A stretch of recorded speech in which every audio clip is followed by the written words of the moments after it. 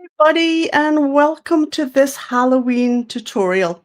Now, I wanted to say a huge thank you to everyone who signed up for this one. I'm hoping that you'll find it really fun to do.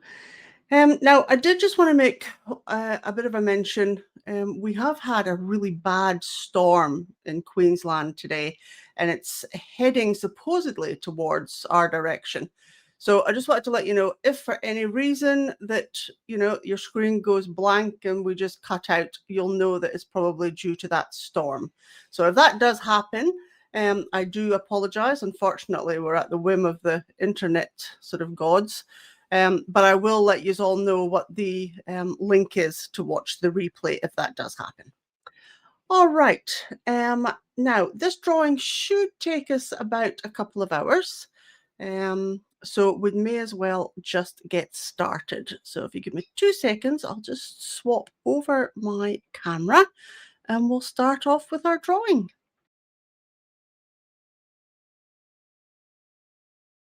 So I've already transferred my line art down onto the paper. Hopefully you've done the same. If you haven't and you did want to watch the replay, just check out that video that I included on how to, lay down your line art to start.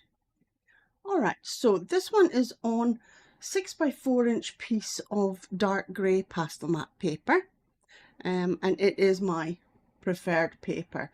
Probably that and the Canson Mouton Velvet. That's a new one I'm liking as well. But I thought this one, just a nice colour that would just sort of tone in nicely with the colours of the pumpkin. Now, we do want to be careful, especially when we're drawing, things that are very contrast in colour. So we've got this little ghost up the top here against the background. Now, on saying that, guys, if you didn't want to do a background and you just wanted to do the 3 little ghosts with the pumpkin, then just, omit these lines and just keep it as your paper colour. There are papers now, the Canson's got a beautiful black, so if you wanted to, you could always use that and, not necessarily have to worry about your background. But like I said, we just want to be careful when we're going with black up against white. So I think the best method here is let's get our little ghost in at the top here first. And I don't necessarily think we need to get all of them in. All I really want to do is just come around that transfer line and we'll just work our way around with our white. So I'm just using the Carbothello pencils on this one. So this is the titanium white, which is the 100. But of course, if you don't have the Carbothellos, just use any white that you've got from your set. All right. So I think I'm going to get this top section. I like to work from left to right because I'm right-handed and you'll be leaning on your actual drawing. So I always prefer coming in this direction because then it does stop you smudging your work. So I'm just going to swap back over to the black. Now I'm using all pencils for this one. However, if you've got a soft pastel stick, so I'm just grabbing a piece of glassine. If you have a soft pastel stick or pan pastels, feel free to use those. I just wanted this one to be completely done in pencils. So we're just going to, on the side of the pencil, this is the black, the 750. We're just going to come in and just start laying down our initial layer. Now keep rotating your pencil because that's going to help the actual shape of that pencil to stay, to stay sort of rounded so that you're not sort of ending up with a really, really flat edge. And if you are coming in with something like your sticks, again, just be careful because this is a smaller size drawing. We just want to be careful as we come up and around the actual pumpkin and that little ghost. Just take your time.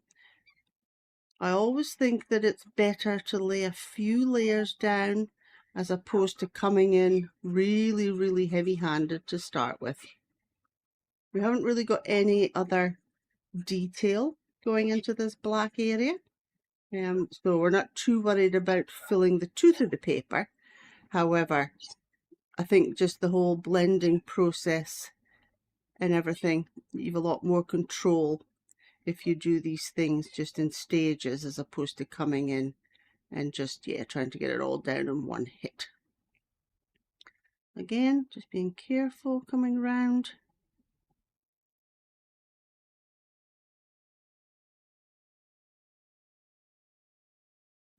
Gonna drop that black just down this side as well. Just onto there. Just keep filling that space.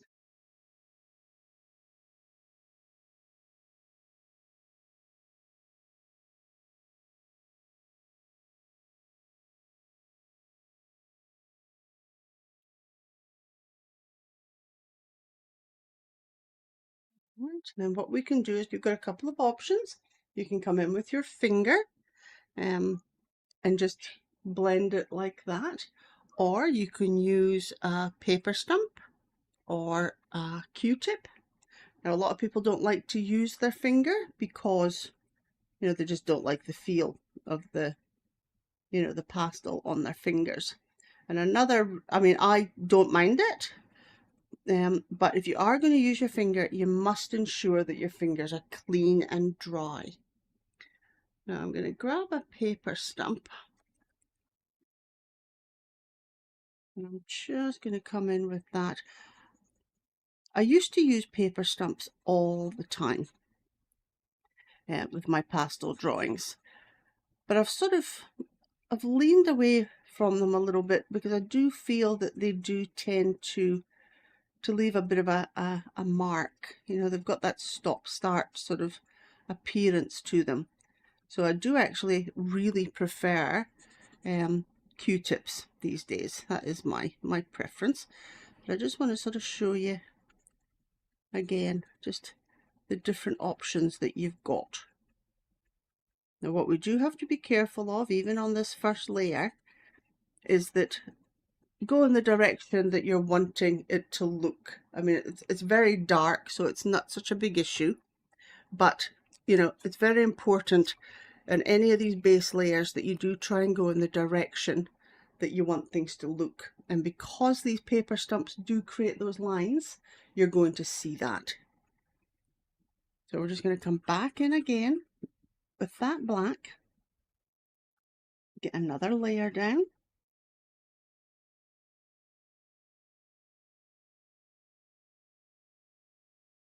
Now, even on this smaller, you know, smaller sort of drawing, if you can, you know, if you don't want to buy a load of, you know, pastel sticks, I would still maybe consider trying to get maybe just a black and a white, because that's just a good start and it is handy, you know, for doing certain portraits. If you are going to start doing things that are a bit bigger, then, you know, yeah, treat yourself to either just a small set of sticks or some pan pastels, and it will definitely save your pastel pencils. I'm just going to use my finger because it is just a little bit of a bigger area. Again, once I come up closer to the little ghost, I'll probably just change over, and I'm just going to use my Q-tip. I don't know if you can sort of pick that up, but there isn't nearly the same sort of lines. I mean, yes, this is our second layer, but I just find that the Q-tips just they don't leave that same mark that the paper stumps do. And we soften. And that's going to need, I think, probably one more layer. And the more layers you lay down, the easier it is to blend, because, you are, filling that tooth of the paper a little bit more. Now, if you haven't followed any of my tutorials before, the tooth of the paper is basically any proper pastel paper has what's called a tooth to it. I mean, all papers do to a certain degree, but the pastel papers have a significant tooth on it. So just try and imagine that as like little mountains and valleys. And every time you lay down a layer of pastel, it falls down and you press it down into that tooth, so into that little valley. And eventually you'll hear people, get the words right, you'll hear people saying that you can't get your top layer on because you've filled the tooth of the paper. And that's correct. So you've got to be very light-handed with your layers if you want details on the top. That's something that you've just got to be aware of. And a good pastel paper, like Pastel Mat, will allow you to put down lots of layers. So yes, these papers can be expensive, but if I was to recommend where you spend your money when you're starting out with pastels, it would always be the paper. At the end of the day, what brand of pastel pencil you buy isn't such an issue, but the actual paper makes a huge difference. Now, I think that's probably dark enough. Now, all I'm using here is just one of those little keyboard cleaners, little air puffer tools. And you just hold it a bit back, don't hold it too close, otherwise it can lift your pastel. But it's great for just getting rid of any of that excess dust that might be sitting sort of on the top there. All right, so let's come on and let's get this first little ghost in. Now, usually I would say start with the eyes, but because these eyes are just sort of drawn onto the top, I'm going to do them afterwards, because otherwise I'm going to be trying to get fiddly, just sort of round and in between the dark lines. So it's going to be a bit trickier. Excuse me. So I'm just going to come in with the white. That was the titanium white, the 100. Again, careful coming up to that black. Now, a tip is if you are, going up against a really dark color, you want to keep the tip of your pencil nice and clean. So if you feel that you've touched a bit of that black, get your pencil, give it a little wipe, just either on a piece of tissue or a microfiber cloth, something like that. Because that is, number one cause for getting those muddy colors. Because every time your pencil touches a darker pigment and you lay it back down onto your paper, you are going to end up with a dot of that darker color, and vice versa. It happens the same. I'm just trying to think the best way to tackle these little eyes, because I don't want to sort of lose them. But yeah, no, I think we will have to, unfortunately. What I might do, because it's going to be black, I'm thinking I might just add tiniest little bit of graphite pencil. I'm just going to come round just on that shape of the eye. Now, a lot of people will sort of say, oh no, you can't put graphite down. You can. You've just got to be aware that there's graphite there, and as long as your pressure and your layers are sufficient enough, then you won't have a problem. Never press too hard with your graphite because you'll sort of indent your paper, and that's very hard to sort of come back from. But I use a lot for transferring my line art. I'll use a graphite pencil and never had an issue. So just be a little bit light-handed, and what that'll hopefully help us with is still being able to sort of see that line, so we can come back across with our black pastel pencil. Now we want these little eyes on the inside here just to be as bright.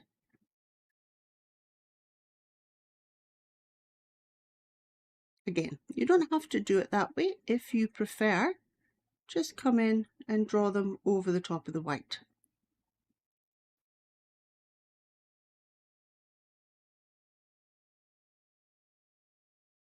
Way is the one that you're comfortable with and you're happy with. Now I am going to grab just that darker grey. This is the 724, the cold grey 3. And I just want to pop that in just over some of those little lines that I made in the line arts. And again, this is purely just to sort of indicate where some of those changes in tone are. Now if you're comfortable just to work off the reference, then just put your layer of white down first, and then we can come back in with some of those other grey tones. Now this is slightly different because these little ghosts, they are sort of really predominantly white. But I'm not a fan of coming in with white, straight off the bat. Usually when you're doing any sort of animal portraits, the white is more just for those finishing touches, the brightest highlights, maybe in an eye or something like that. The actual, the tone that's underneath that white coat that you may be drawing probably has numerous different colours within that white coat. But there are instances where you will have a really, really white section, and this is sort of one of them. And in those instances, yes, you would come in probably with your white, because you want to be, I've just grabbed my Q-tip just to push this down into the tooth of the paper. Now be careful again, don't try your best not to drag that black in, because it will muddy it down a bit. Now you'll see that mine is changing slightly in colour. Now that's got nothing to do with picking up the black, that's just the colour of the paper shining through. So these, once I've pushed that down into the tooth of the paper, you're still going to see that colour until you have enough pigment down. So we will have to add some more pigment onto these little ghosts. That one layer just isn't going to, isn't going to be enough to give you that lovely, lovely white. So yeah, so like I was saying, there will be instances where you do want to really maintain that bright white.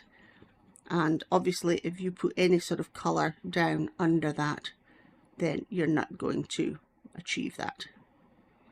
So that's just something to be aware of. And that's a good thing with pastels, is that you can, put lights over darks and vice versa.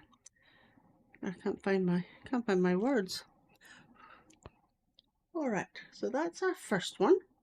So I'm going to come back in again with that white, and we're just going to repeat that process. So we're just going to come in very gently If you pick up any of that black, just wipe off that pencil.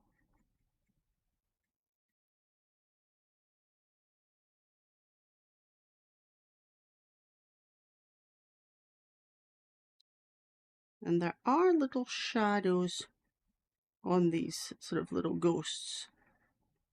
You know, you can see, you know, where the light's hitting them in the reference image.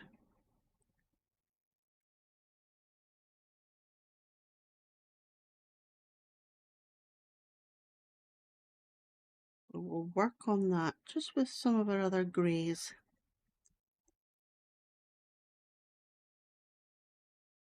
And I'm very mindful of the time we have today.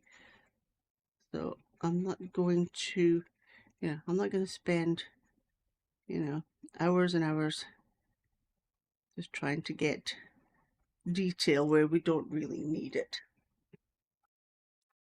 And again, just blow that little puffer tool. These are fantastic. If you can get one of those, they're absolutely brilliant. All right, so I'm going to get my black, and I'm going to make sure that it's got a lovely sharp point on it. And because I was using it on this background, it isn't actually too bad. So I'm just going to come in with it, and I'm just going to pop in those eyes.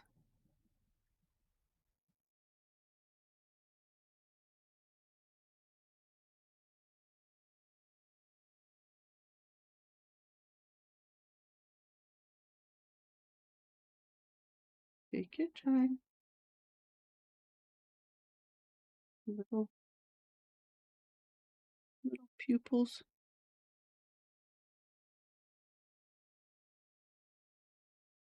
Got a little mouth.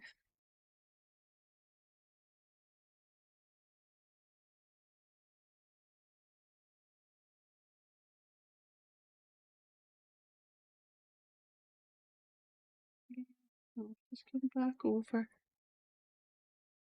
If you feel you've gone a little bit over, which I have there, you just come in with your white.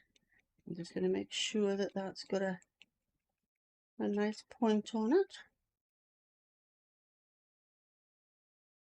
And just come in.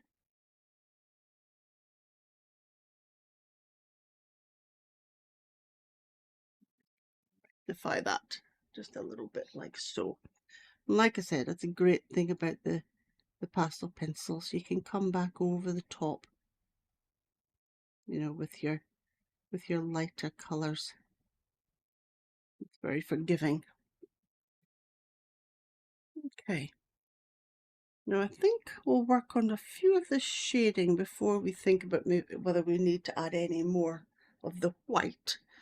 So I'm going to move back in with a bit of that 424. That was the cold grey 3. We just want to have a look at the reference image. You can see that there's some little shadows just on, where his little fingers are. I'm just going to fix up my ones just a little bit out of shape. It's gone a little bit pointy as opposed to rounded.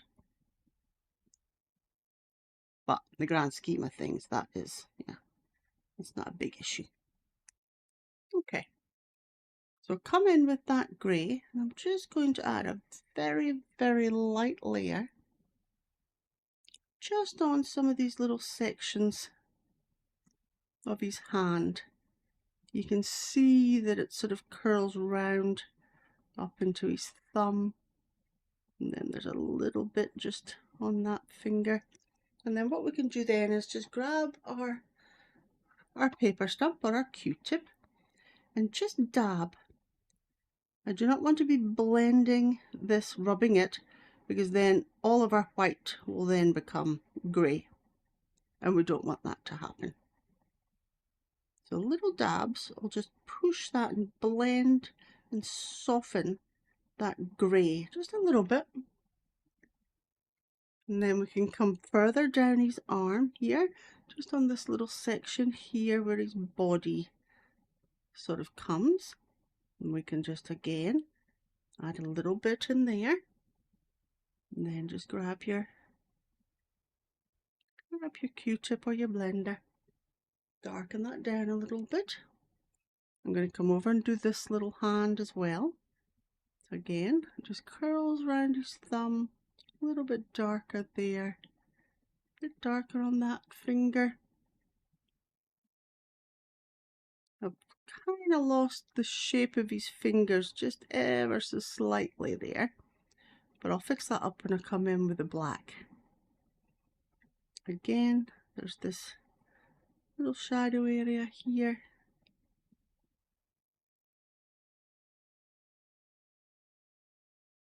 One just running down his side.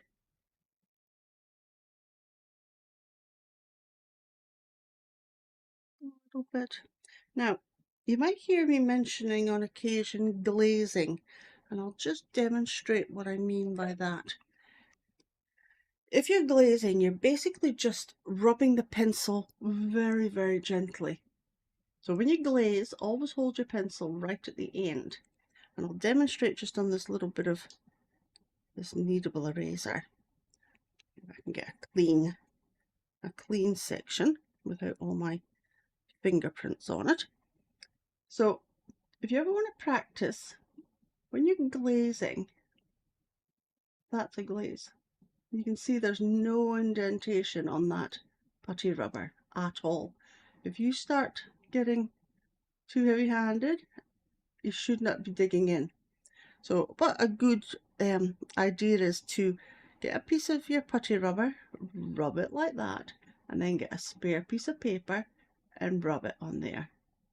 And then back, and then onto your drawing or onto your piece of paper for practice.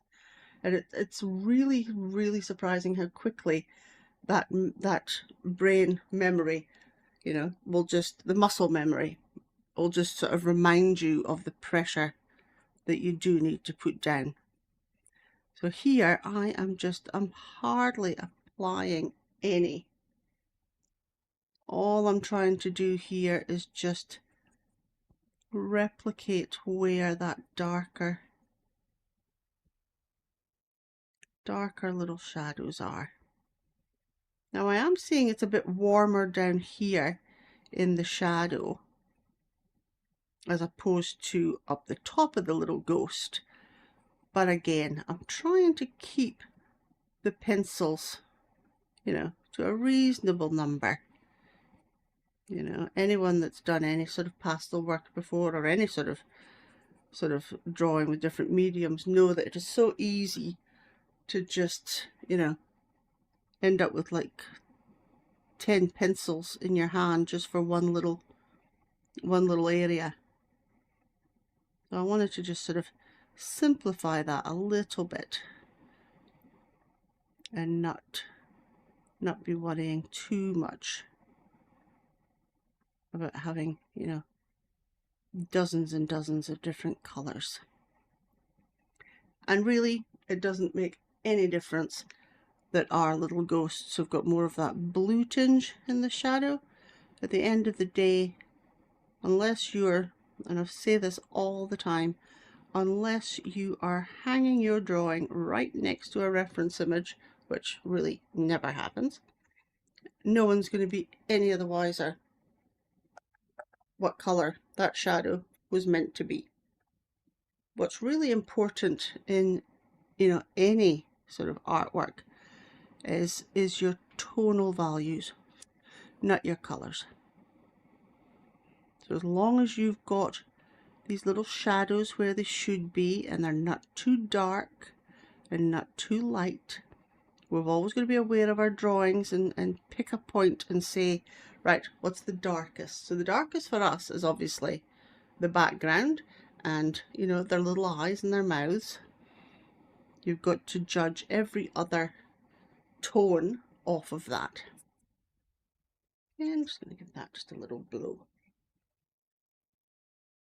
All right, so I think for that one, I might just come in with a little bit more of that white. And I'm just going to brighten up. So again, this is just the 100. And just where it is those brighter sections, So there might be just the little bits in between on his fingers. This little section here coming down this side of his body.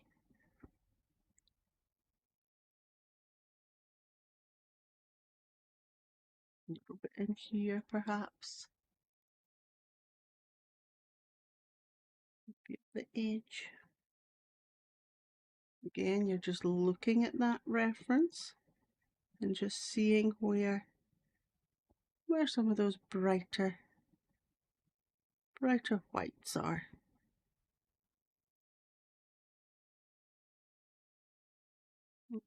Maybe just down in there, like so. Alright, so I'm not going to stress too much more about that little ghost. We can always come in at the end, and I always do like to do that. I mean, my little eye has gone a bit bonky compared to the actual reference where it's lovely and round, but I don't care. I think it makes them look, it makes them look a little bit cute, a little bit different, and we're all going to draw the same drawing today, but I guarantee you we're all going to have a completely different result. Now I have pulled a little bit of that black out there. Again, this is me just trying to be a bit fussy.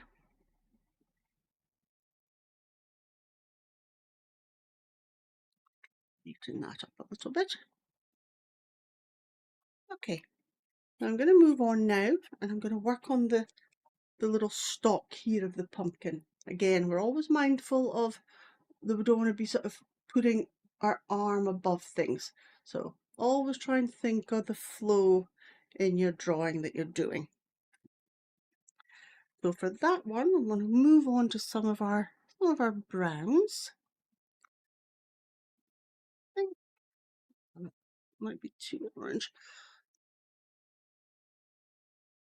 Okay, I think I'm going to start off as a base colour. I'll use the 690, which is the golden ochre. I'm going to move this glassine again.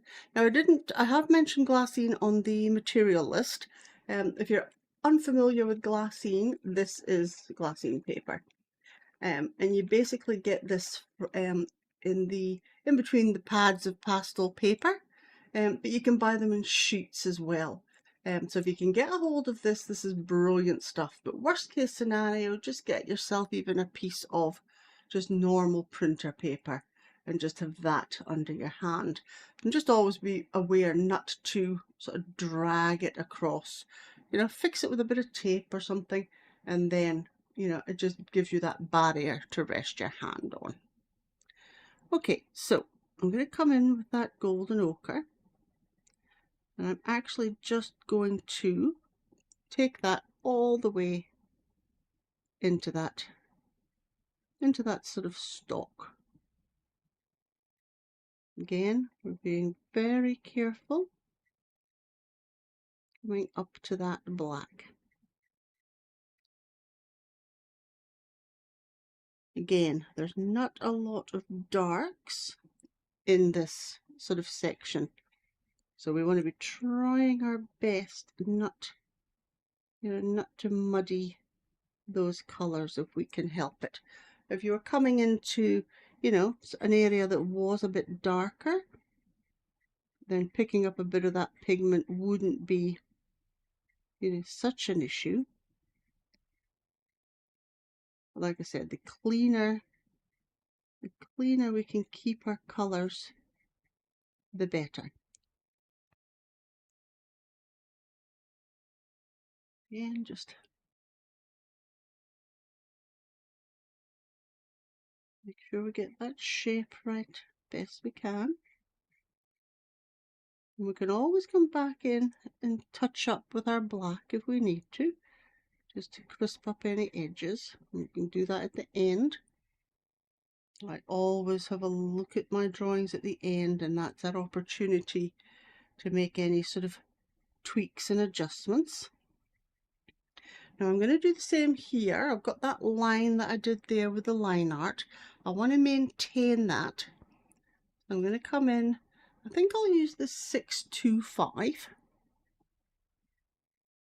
I'm just going to run that. So that's the burnt ochre. No, burnt umber. Sorry, burnt umber. And I'm just going to run that along there. And then back in with that 690, the golden ochre. Just come up to that line.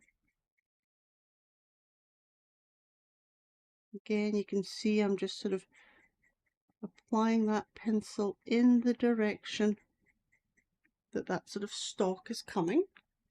And then I'm going to grab my Q-tip. I'm just very gently going to push that down into the paper. And like I said, be very careful. This is one of the things with having such a dark area in your background. You do just have to just apply a little bit more care.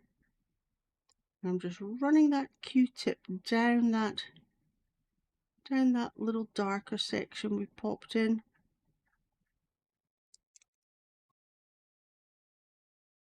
Nice and gentle.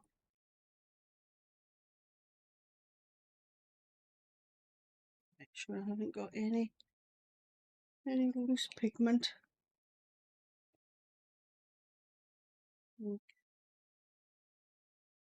Now we want to add a little bit of a lighter tone in there now. So have a look at your reference. Where we pop that line in there, we want to be grabbing a lighter pencil. So I'm going to use the ivory, the 105. And we just want to come in nice and light pressure. Have a look at that reference. See where that shape is. And then bring that ivory as it runs down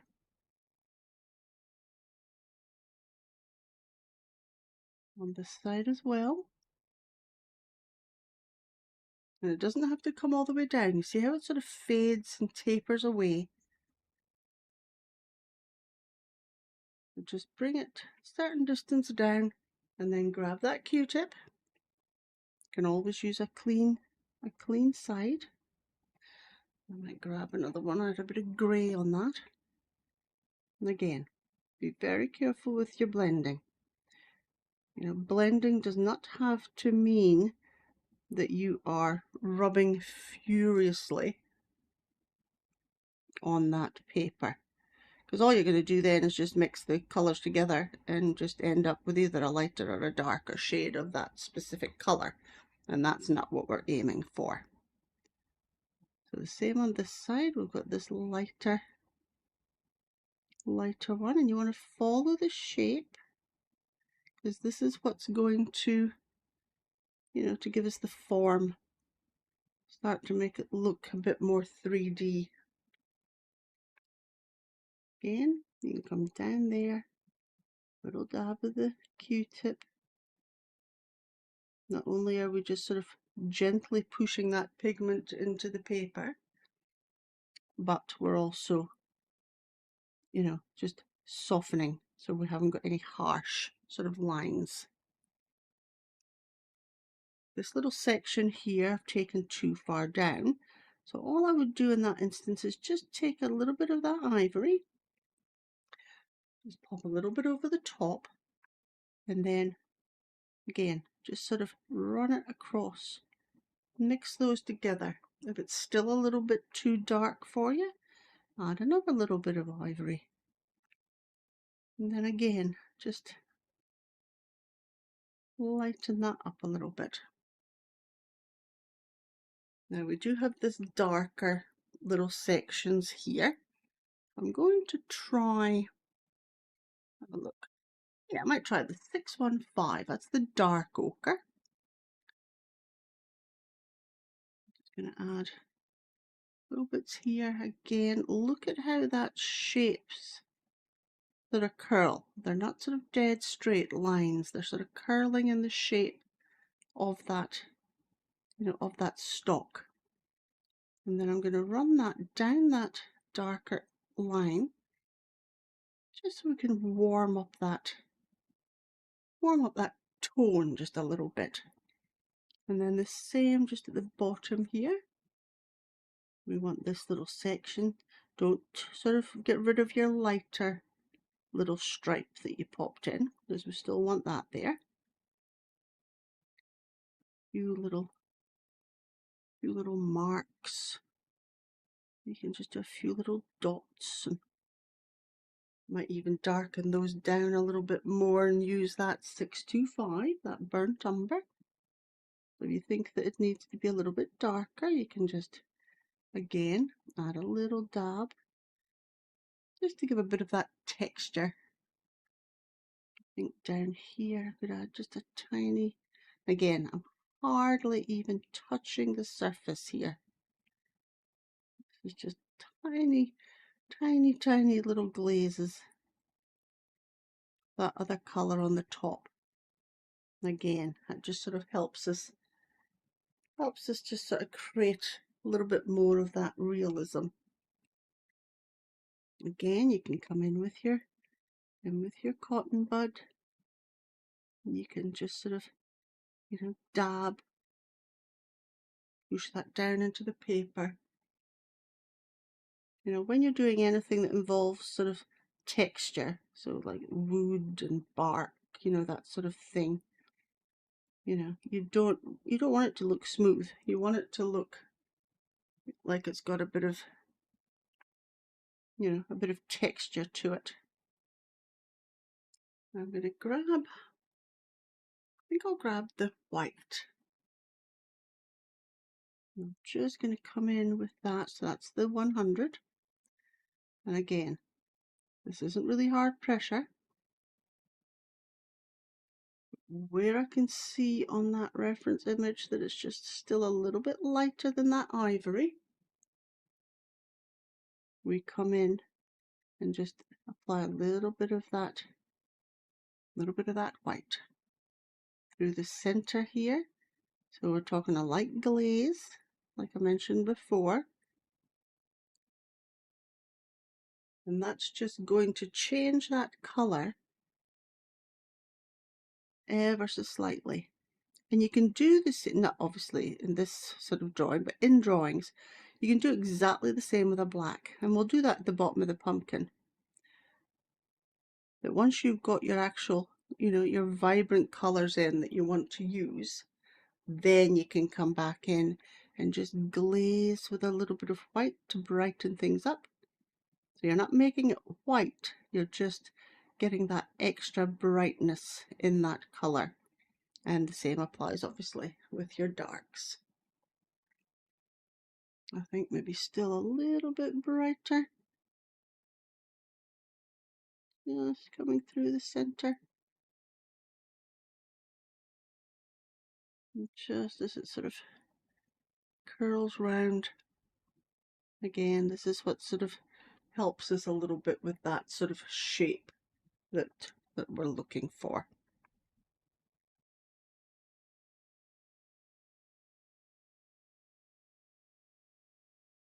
All right.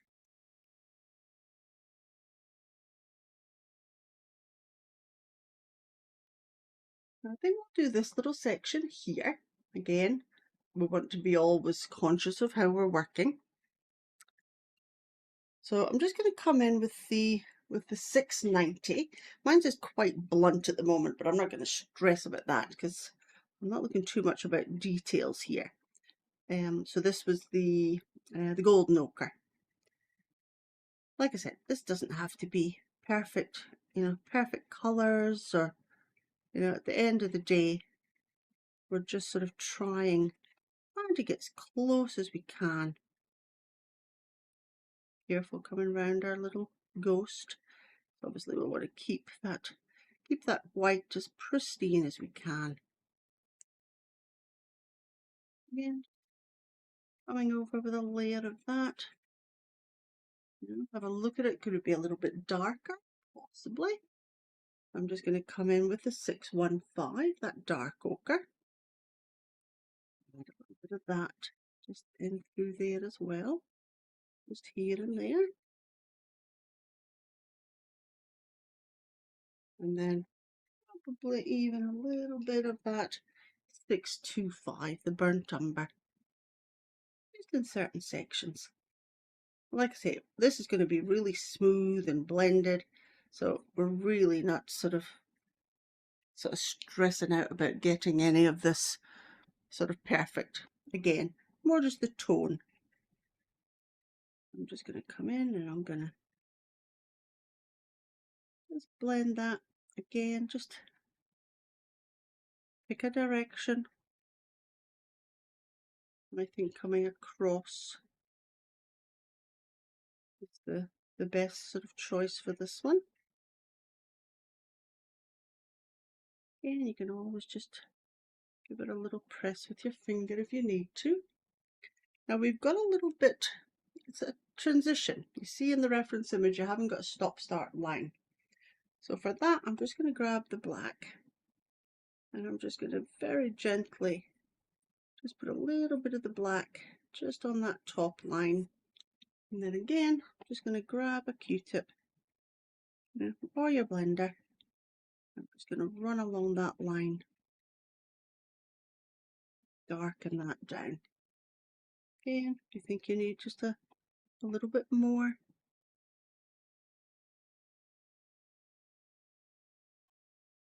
you don't want to be pressing hard here.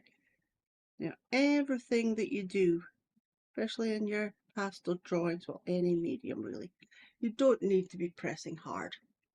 It's not necessary. Now I am seeing just behind this sort of little pumpkin here, just a tiniest little bit of that probably come just a little bit too low with my black. I could always just pick that up just a little bit there, just so that it'll be behind that pumpkin. Again, just a little dab, a little blend. If you want to brighten a little section up, just come back in. This is the 690. Now, one thing I will say, you don't always have to have a sharp pencil, but always be aware of when your pencils do get low, that you've the potential of then the wood casing scratching your paper, and we don't want to do that. I'm not going to spend too much time on this background, because I'm a firm believer that in any of the sort of artwork that I do, I always say to people, it's your background, you do it any way you want. If that's the tone and the color, and again, it'll depend on your pencils and so forth, then all good. Now, I'm using the 625 here, that darker one. I'm just again carefully coming in and around that little ghost. Again.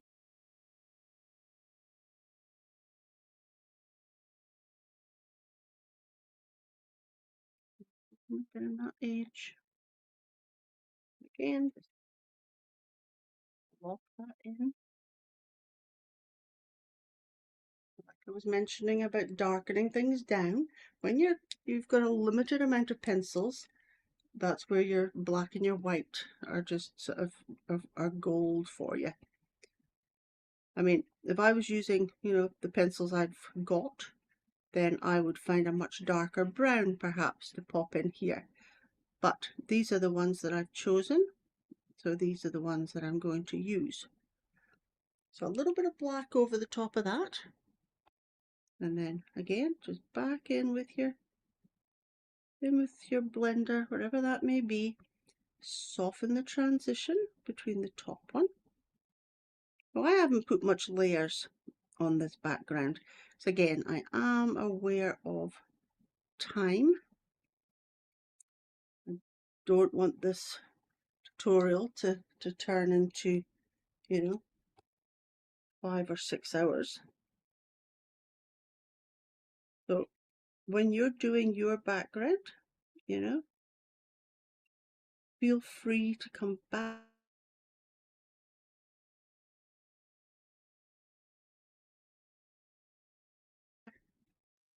You know, however you want to do it. I mean, in the reference image, it is blurry and out of focus. And the good thing with the dark grey pastel matte paper is that it's a very sort of similar sort of colour. You know, so even if a bit of the paper is shining through here, it's not, you know, too much of an issue. Blend that again. Don't want just a stop-start line, so just sort of soften that and blend it a little bit. Now I have come into my, you know, into my little ghost here, and what you can do, just to eliminate sort of any sort of muddying of those colours, just grab your kneadable eraser, and you can just sort of dab on that pastel matte, and it'll lift that pigment. Now you might not get rid of it all, but it will certainly lighten it. Hopefully you can see that there, just how it's brightened that up. Alright, now it's much lighter in this next little section here, so I'm just going to use the ivory.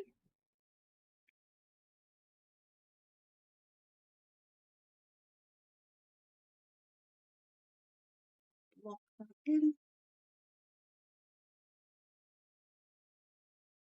Again, come in. I'm not stressing too much that I've got a bit of that brown on my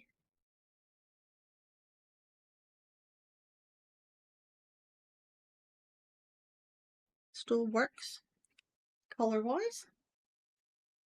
I might just add a little lines just through it, just to, like I said, break up that ivory a little bit. And again, ivory here.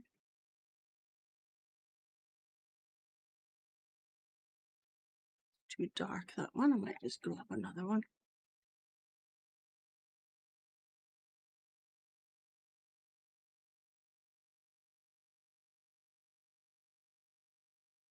And then we've gone back to our dark down the bottom. Again, just careful.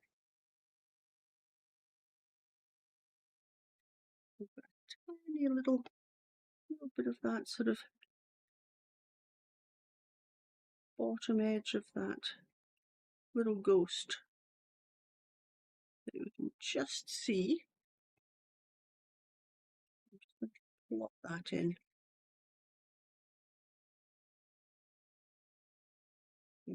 Same thing. I want this a bit darker. I'm going to come in with that.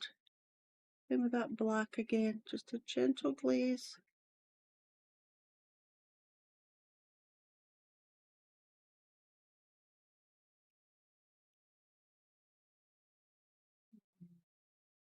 It'll soften.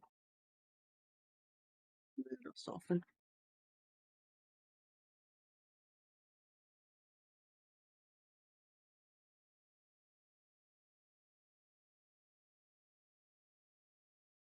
Good. We want to keep that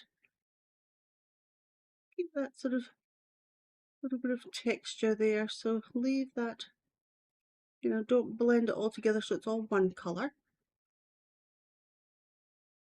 There we go. We can always come back to that if time allows towards the end. Okay. Well, let's do our this little ghost. We're going to treat him exactly the same. Come in with that white.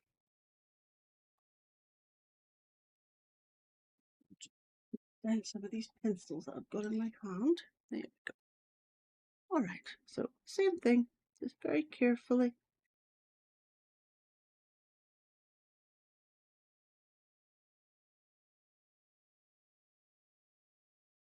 What I'm going to do on this one, just to sort of demonstrate, is I'm going to just come in and draw those eyes on after. Again, just to sort of show you the different ways you can get to the same sort of goal. Just going to move my glassine just a little bit.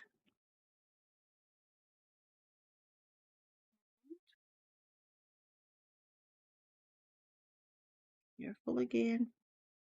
That's coming up into that colour. We don't want to be turning our little ghosts yellow.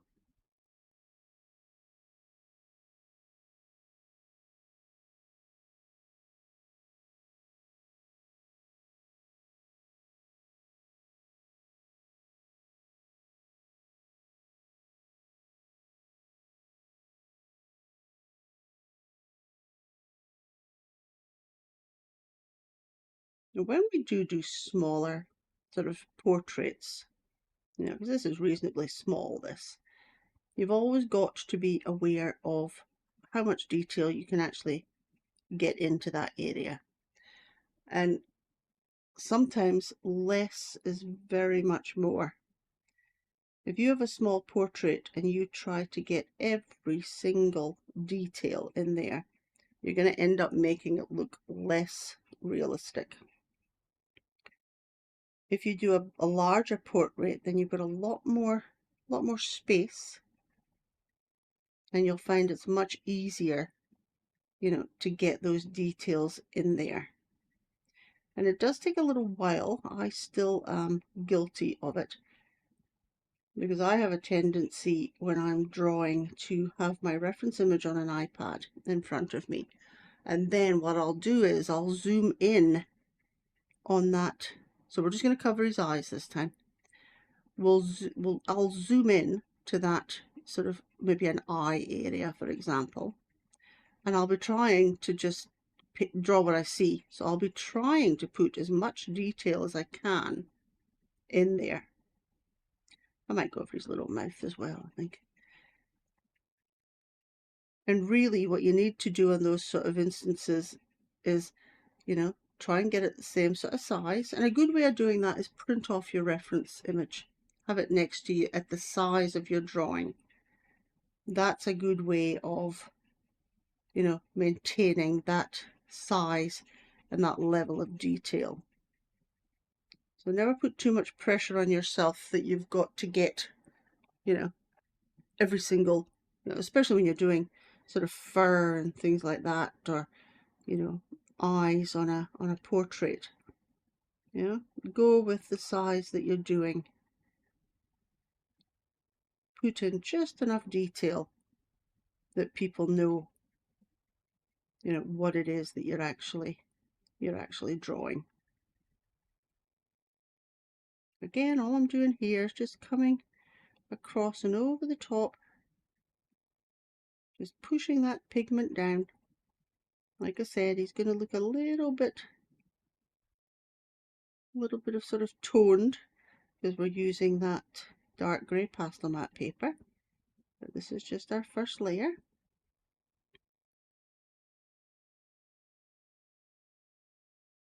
Just get that little puffer tool.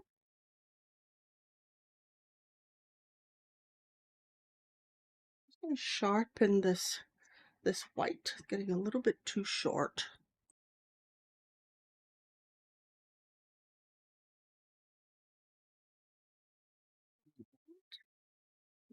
Just come over just with another layer.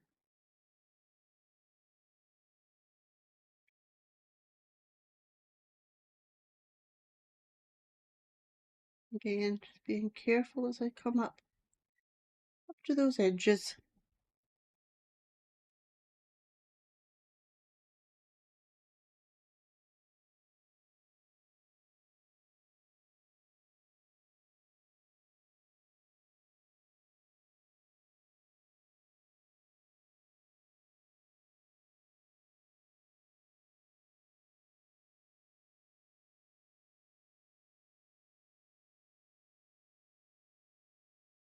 Again, as you can see, I'm doing the strokes in that direction, because obviously you imagine they've got their little sort of sheets on, these little ghosts, that would be how it would be hanging.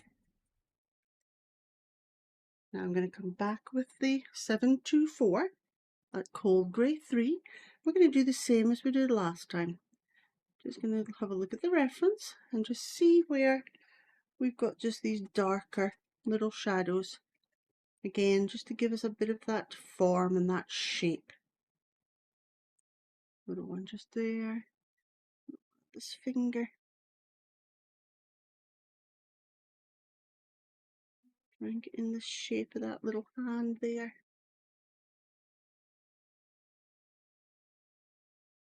And darker just as it comes up and onto the body and the arm.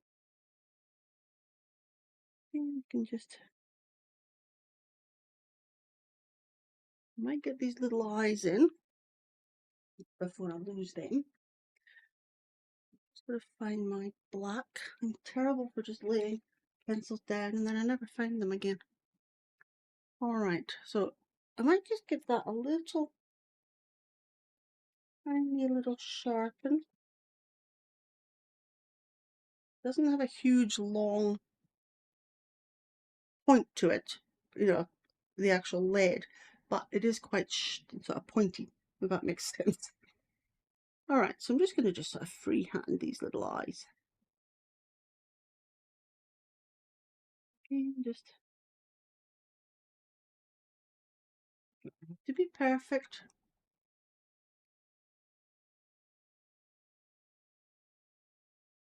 This one.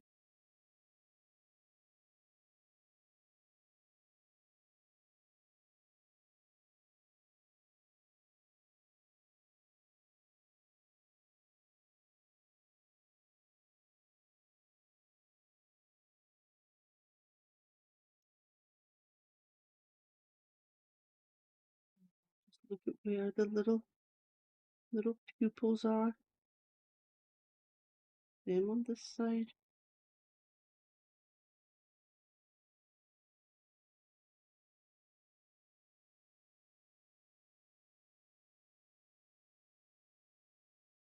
These little mouth.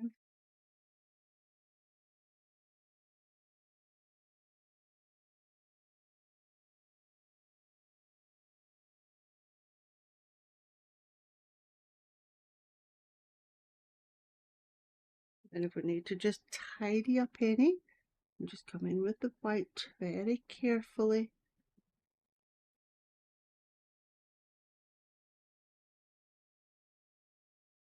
Not too bad. More looking at this one, I think it needs to have a little bit darker. But again, remember what I said, when you're working on a small little area, sometimes less is more. Round off that little eye, just a tiny little bit. And these are, you know, these are 3 individual little ghosts. I don't want them all to be the same.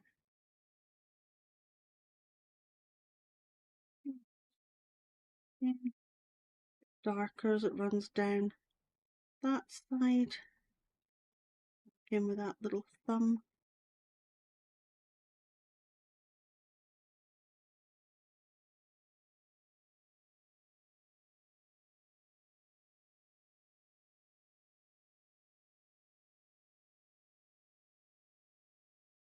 And just a glaze. Probably most of the front of the face on this little ghost.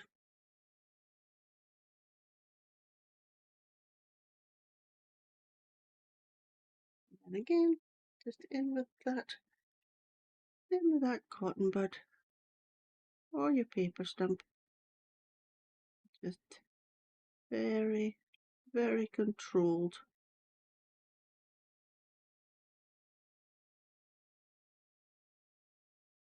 Follow that direction. Careful you don't touch that black if you can. so that we're not pulling that black pigment down and across on top of our little ghost.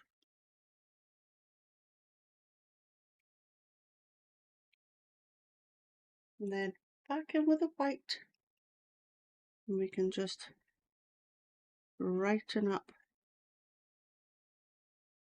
any sort of areas in the little ghost body that we just want to look a little bit brighter.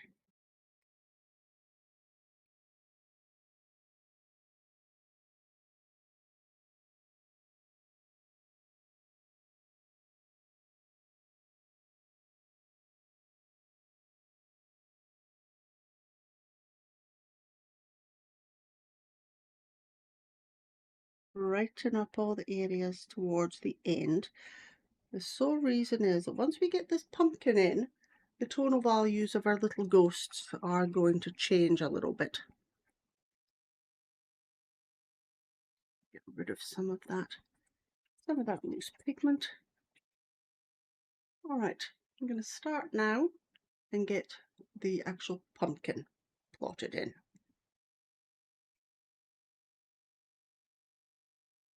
Now there's a little tiny bit just underneath that ghost, same as these, because obviously they're just little sort of ornaments.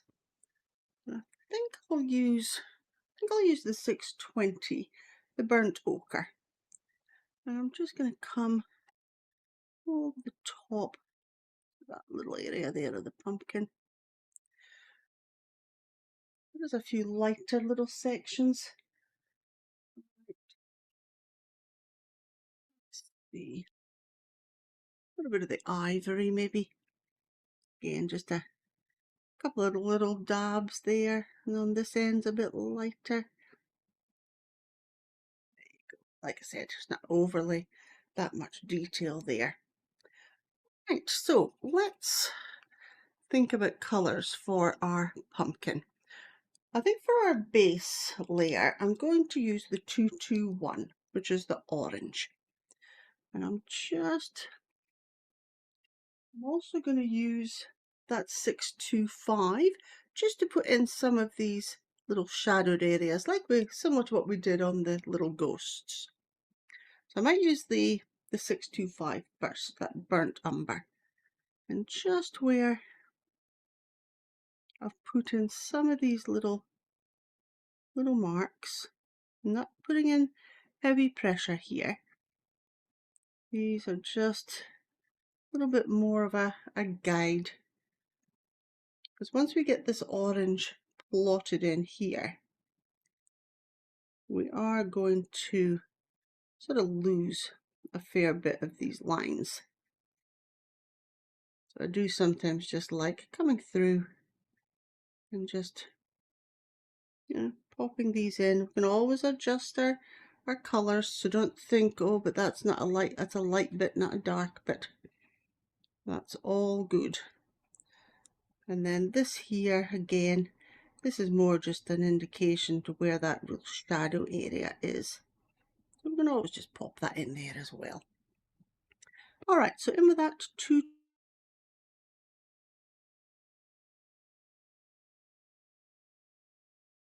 that edge. Now, very, very careful coming around our little ghost.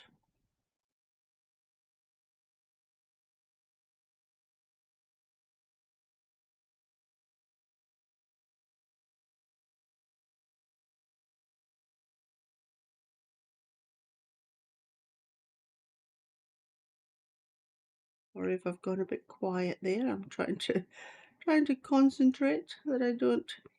I sometimes find that when I'm chatting, things can go a little bit awry. All right. All I'm going to do now is just come in and start filling in this pumpkin. Now you can see I'm doing exactly what I said before. I'm sort of coming in the direction of where that pumpkin, is actually curling around.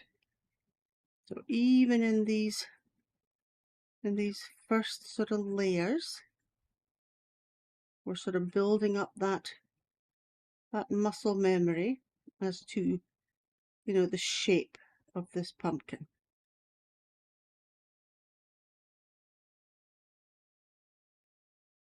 And you might not think it's that important, you know, for a vegetable, as opposed to if it was fur or things like that. But you'd be surprised that just by doing this right from the start, how much easier it is when you start to put, you know, layers on the top. Little section underneath the pumpkin between the ghost we'll come back to. Again, just coming around.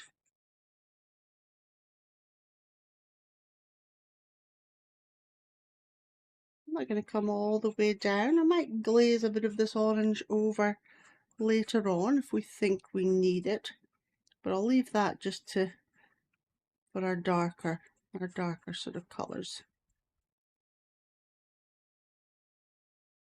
Now, in this centre section, you've got the little bit of the pumpkin there, and then it sort of, as it goes round, you've got the rounded section here.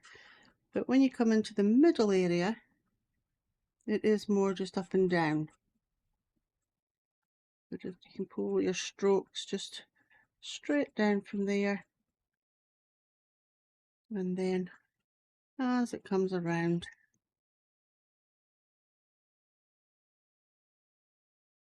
more sort of rounded onto this side.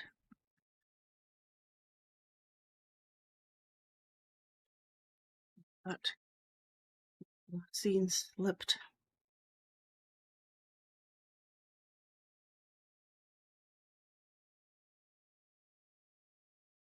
You want to be careful that we're not seeing that transfer line. Back over that edge just gently.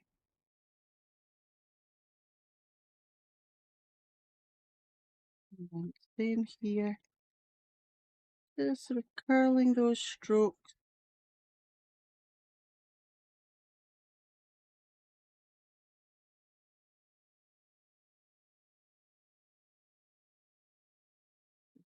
Keep checking your pencil if it's getting a little bit short. Check that you're not getting too close to that wood casing. We certainly don't want that. I might actually get this little section and then I might sharpen mine just a little bit.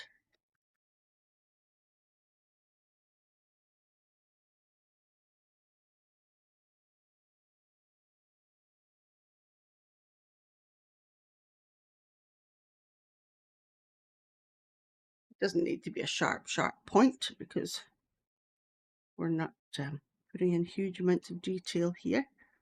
I just don't want that wood casing sort of anywhere near that paper.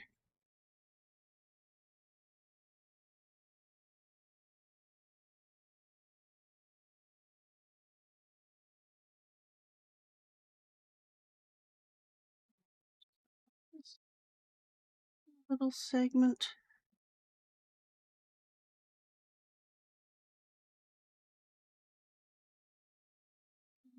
Careful as we come around our little ghost.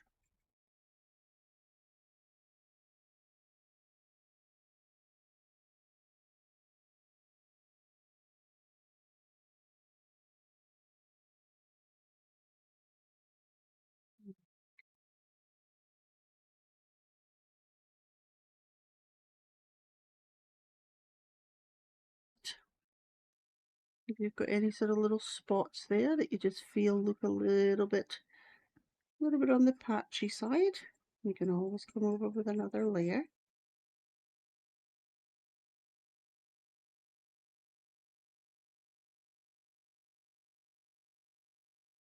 Now, I'm not going to push this into the paper yet, because I do want to sort of get a little bit of this tonal shift in here. For that, I'm going to come in with the 625. We want to be really light-handed, so this is very much sort of going down the road of that glazing. And just where we can see some of that shapes within the pumpkin, you know, where it sort of comes around in those segments.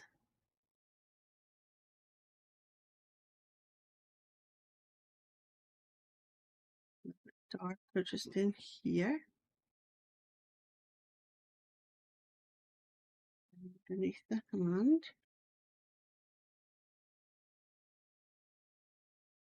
I'm just using the side of my pencil. You can see I'm holding it really far back.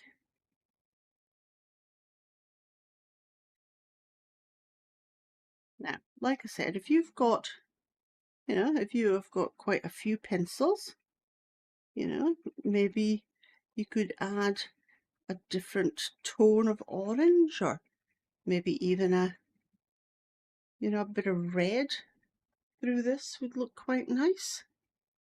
Again, I am trying to just keep those pencils to a minimum,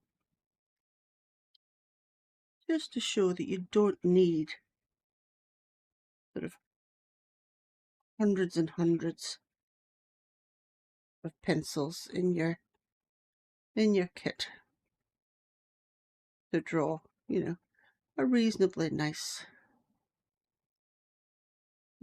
little drawing. Okay. I'm going to do the same with a bit lighter. I'm going to use the 215. Again, just where I'm seeing some of these lighter sort of strokes. And here's quite bright. Again, this is going to be sort of blended to a certain degree.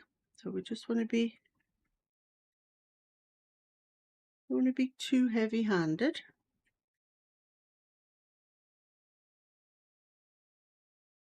So this is although it looks really orange, it's actually called the Indian yellow, this one. And it is quite a pretty colour. Again, just coming up to where we can see those lighter areas on the reference image.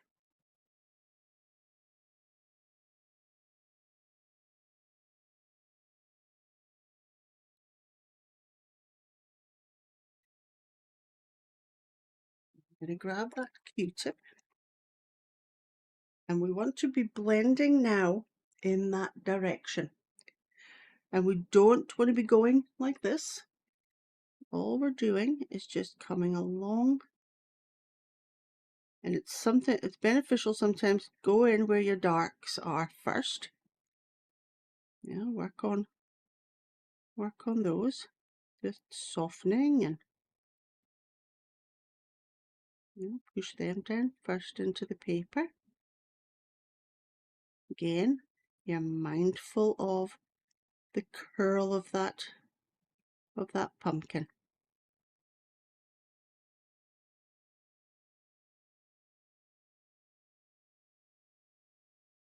And then we can swap it over.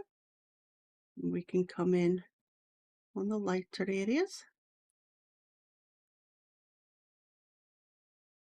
Now you will now and again see me actually blowing this dust away.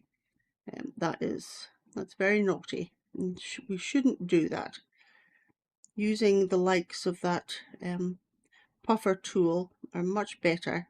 You have a lot more control over where the dust is going, and it's not sort of flying about in the air. And also, when we blow the dust, we of course have that potential risk of, little bits of spittle or things like that dropping onto the paper. And although that won't hurt your pastel mat because it will take wet mediums, yeah, you got to wait for it to dry properly, and yeah. But again, I think once you've sort of get into a little bit of a bad habit, every now and again it rears its head. Right, let me just get rid of that excess. Okay, I'm going to come down the bottom here, and I'm going to use that 625 again, which was the burnt umber. And I'm going to get the base of the pumpkin in. Now again, you can always sort of find another pencil in our collection, you know, if we've got a few. But I think it's really, really good to learn that just by blending some different colours of the ones that you've got, it's amazing sometimes how close you can actually get to that colour without actually owning that colour. So don't be afraid to experiment with your pencils, you know. You can see here I'm just sort of, again, I'm looking at the shape of that pumpkin. So even though down the bottom here is quite dark, I know the shape of a pumpkin. So I know that it's coming round here. Again, a little bit more face on with your strokes at the front here. Now I'm going to, I think, little light little pressure there. I don't want that to go too dark, that, because you can see it's this side of the pumpkin's the darkest. I'm going to come back in there and just push that down into the paper. As I come up into this orange, I'm just going to sort of flick a little bit. It will lighten up the area underneath, but that's all right. We can always darken that down. But I want to get this sort of, this transition here nice and soft. Just gently sort of softening that whole edge.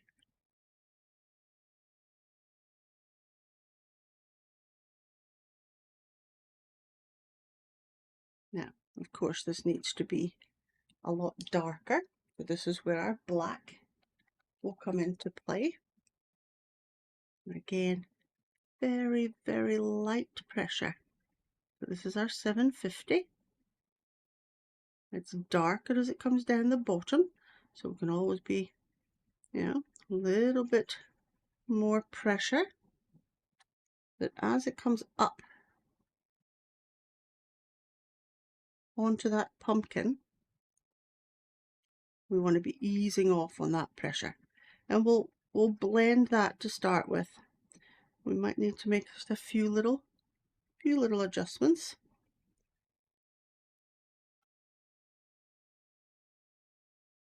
Again, back in with that, you know, blender, whatever it is that your choice was. And the same thing, just soft, bringing that black up a little bit, you know, looking at where it needs to go within that pumpkin.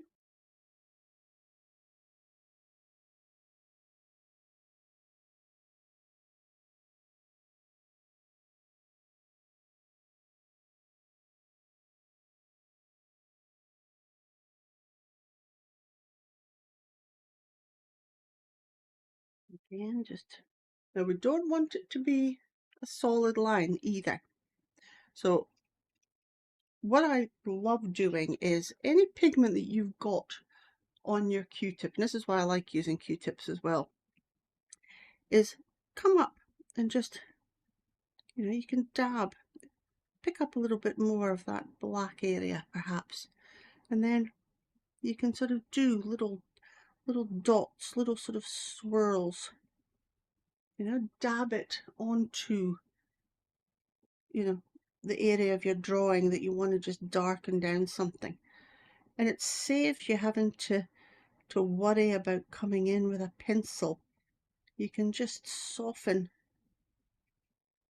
an area, come up, little dabs. You might have a few little dots that you could just sort of pop in here and there. I've got a little dot up here. And I'm not saying you won't have to, come in and add a bit of pencil. But it's amazing how, just for a bit of shading, a little bit of a shift in the colours over here.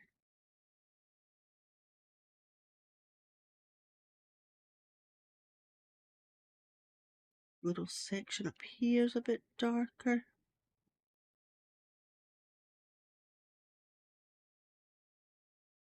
And we can just give that a dab with our finger.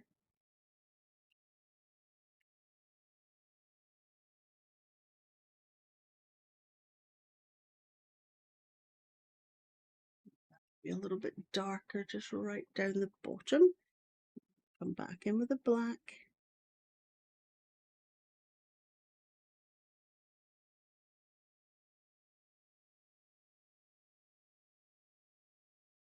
Again, this real sort of bottom edge is very dark. Again, we can just add circular motions just to keep it soft.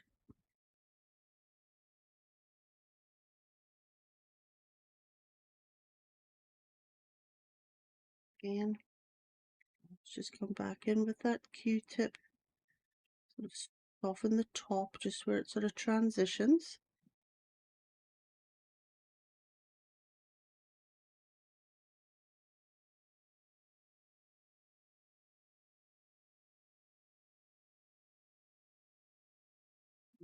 Back in with that orange. I think it does needs some more warmth. Like I said, I didn't want to come in with a red, so I'm thinking maybe the 620, the burnt ochre, might make it too dark. Let's have a look.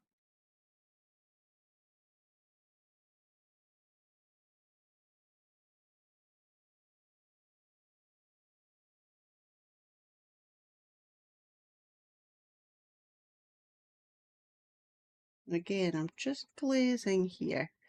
I'm looking at where some of these darker little areas are on the pumpkin.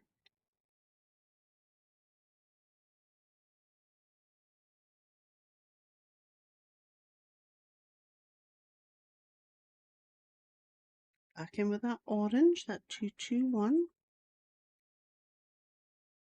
Just we can soften if we feel that we've got that sort of ridge, that darker line just a little bit too harsh. Just come back in.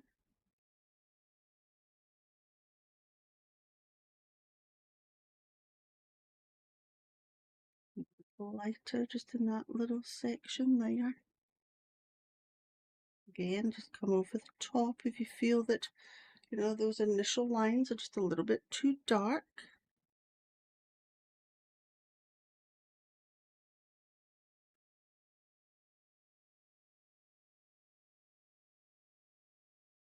And just a little dab with your finger.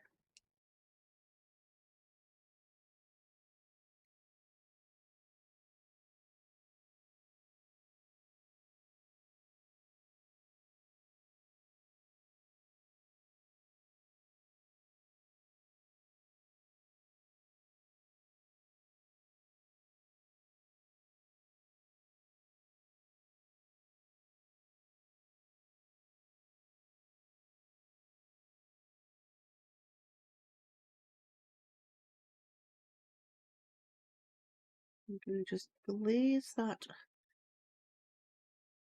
221. I'm going to be very careful here because I'm coming in over a dark We do want to be careful we're not sort of pulling this sort of back in. I want to get a bit of that colour in there.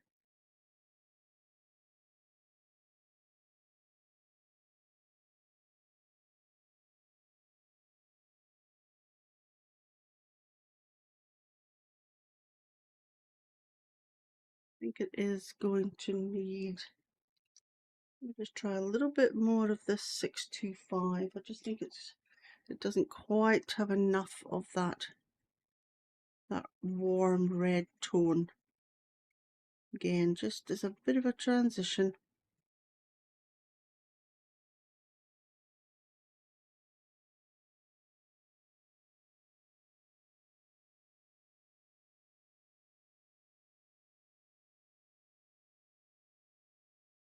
Yeah, I'm gonna have to add a bit of red in there. So we're up to 13 pencils now, which I suppose is a good number considering it's Halloween. And I'm going to use the 305. That is the vermilion red tone, it's called. And all I'm going to do with this one, because I thought I'd get away with it, but it's just, yeah, it's just too orange otherwise. And I'm just going to glaze that again, just down the bottom here, just on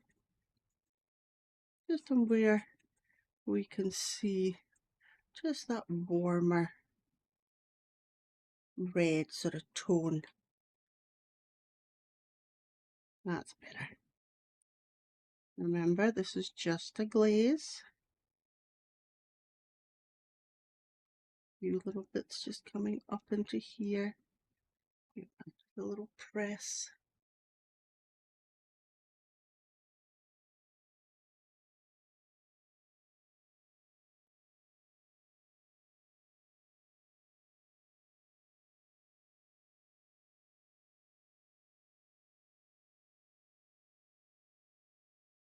Same over here.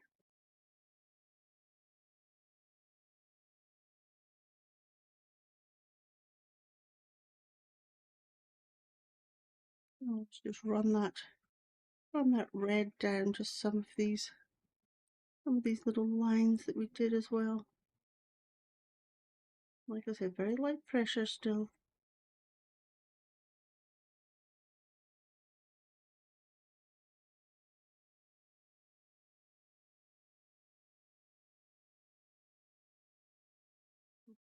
Yeah. Careful around those little fingers.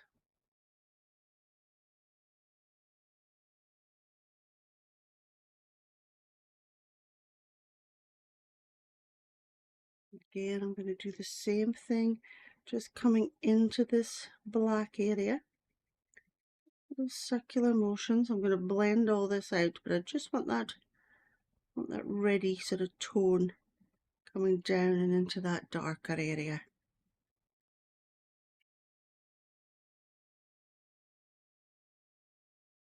Clean off the tip of that pencil if it's got any of that black on it before we bring it back up into our drawing.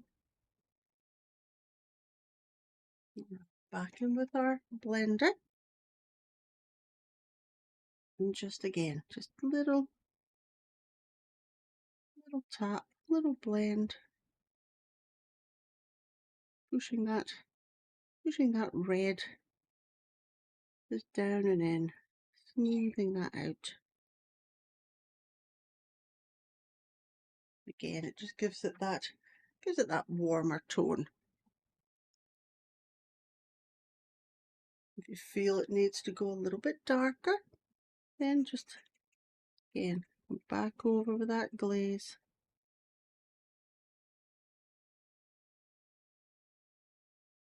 Darken up the bottom.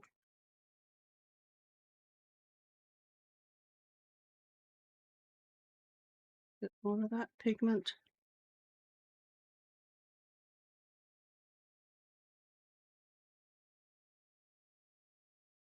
Again, following the shape of that pumpkin.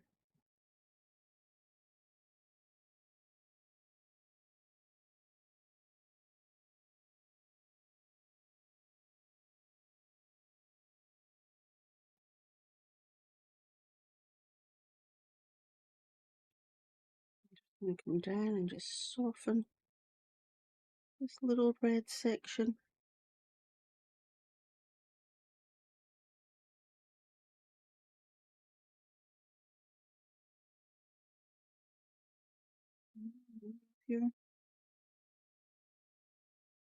Move your Q-tip, extend it out where you think it needs a little bit more of that shadow. Change it to more of a circular motion, just softens it.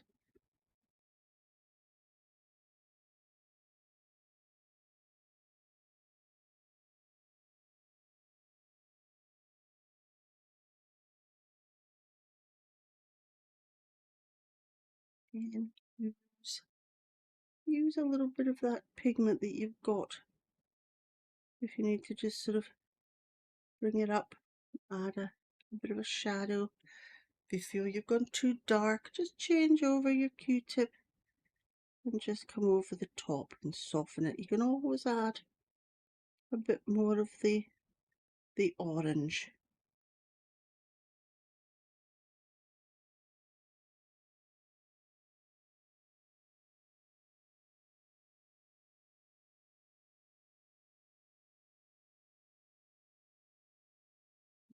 Obviously, we're a little bit restricted on our time here. We've probably only got about another half an hour. So please feel free, at the end of the tutorial, come back in and have another workaround with your pumpkin. Add some more lights and darks. I'm going to add just a little bit more of that Indian yellow. It's the 215 again. Just going to come in and see where those really bright sort of sections were. Bright strip down here.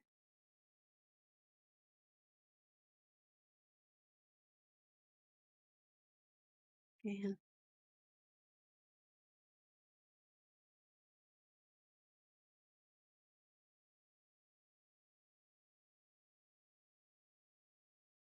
A little bit here, not quite as bright. So in those sort of instances, just ease up on your pressure a little bit. Here's nice and light. A bit lighter over this side again. And then a little bit just here. Again, just indicating it that roundness. And if you feel it looks a little bit too harsh, just grab that Q-tip, run it up, soften that out a little bit.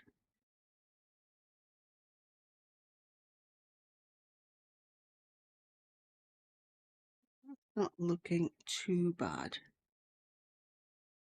I might just lighten up this little corner here just with a tiny little bit of the white. It's just a little, if you look at your reference with the whole pumpkin, this little section here is brighter. Again, just a glaze.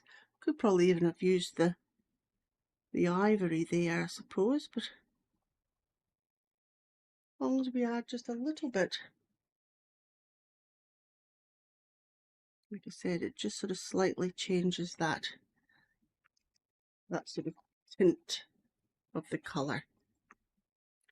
Now I'm going to come back up and work here. I'm going to work down and then we'll get this little bit at the bottom done. So we should be able to get this done reasonably quickly. Again, I'm just going to be careful. This is coming in with the black now. I'm just going to be careful coming in and around.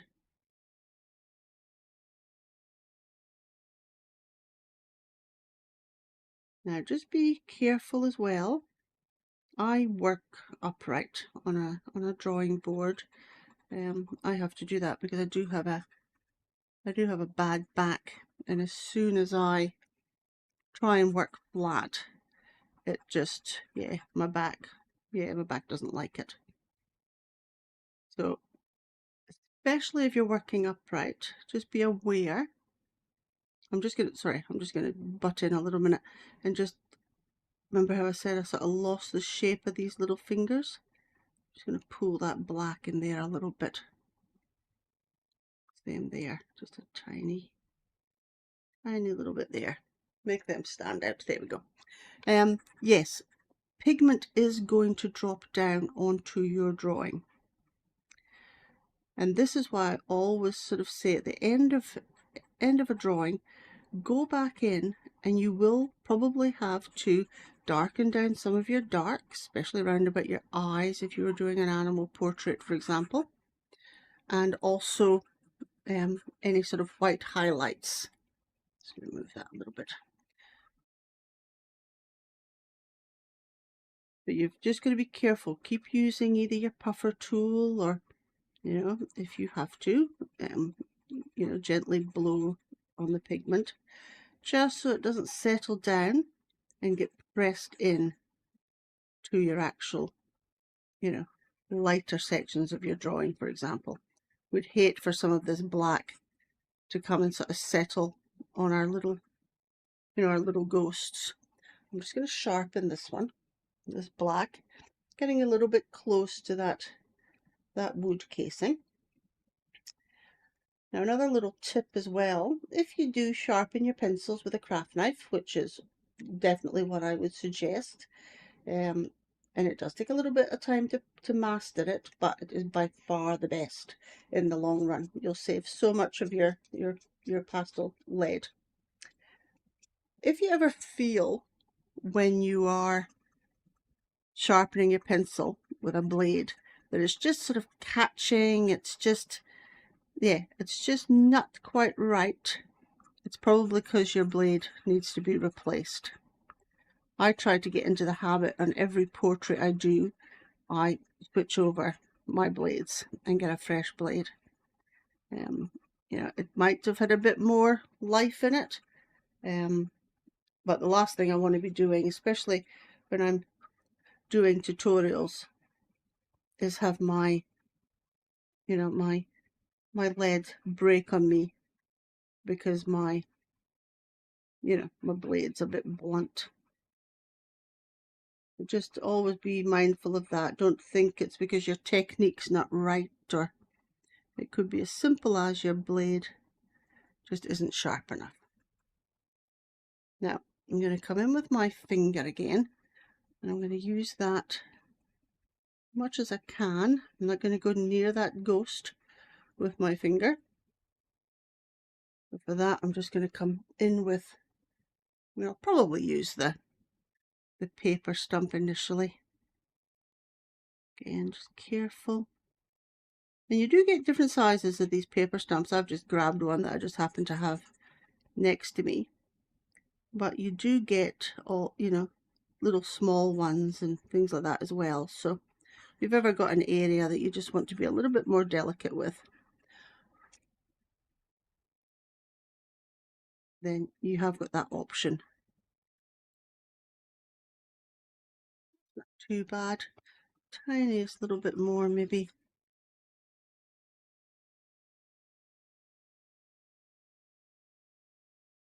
Sure, I've got that right up to that little ghost.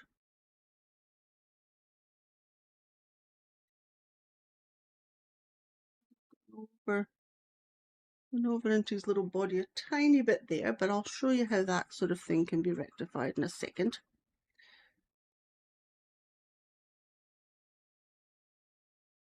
And if you are using your finger, I would suggest you either wash your hands or have a wet wipe or something similar, or just get a microfiber cloth and just give your finger a wipe, which is what I've just done. So obviously I don't want to be getting up in the middle of the tutorial and washing my hands. All right. Again, I'm just going to work down onto this little section here. I think it was the 690, I think we used the golden ochre. Use that as a bit of that base. Again, just being careful. Coming along that line. Again, I'm not too concerned here now, for example, by bringing in a bit of that black, because that's a sort of faded out sort of section anyway. We do need to be careful around our little ghost.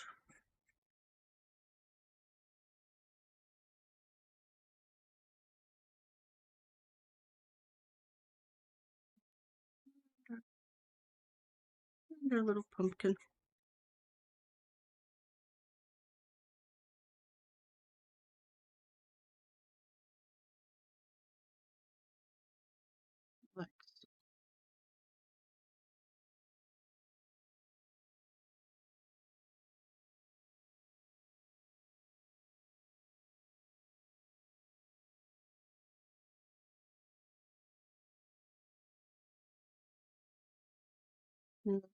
Anyone is interested in, you know, joining me to draw more sort of portraits, you can always join up to the Whiskers to Wildlife Academy. I've actually introduced a couple of new options for subscriptions. There's a 3-month and a 6-month, as well as the original 1 month and yearly. And we, we draw lots of different, subjects within the academy. I will definitely leave a link to that at the end, of our session today. Feel free to check it out, find out a little bit more about it.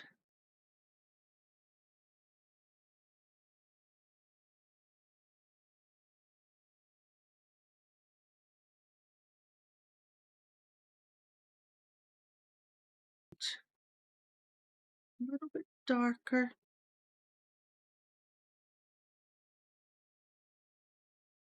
I think I've missed a line there, my line art, so I do apologise. That little darker section there does come down in behind our little ghost. Again, just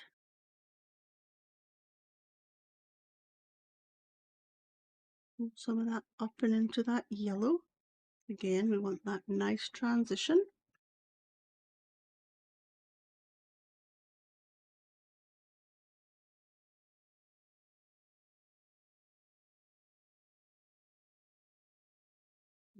Blend that one before I get too far down. So again, same thing, just running your chosen blender over and across. It's a little bit lighter on this side than on this side of the reference image, just purely where the light source is hitting. It could be a little bit darker. Oh, sorry, this is the 625. I mentioned that. Then in the direction, I'm going to come. I'll wait till I do this one. I'll come in and do this first. Then we'll be able to use this Q-tip for that blending up in that black area. A little soften. That transition's looking good. I'm going to come back up into here, and we're just going to soften, pull a little bit of that black down. Just soften all along that edge. That way we don't have that dead straight line. I'm going to always just do a little bit over here. Like I said, with the background, You know, use a bit of your artistic license. You know, do any sort of background sort of style that you would like to use.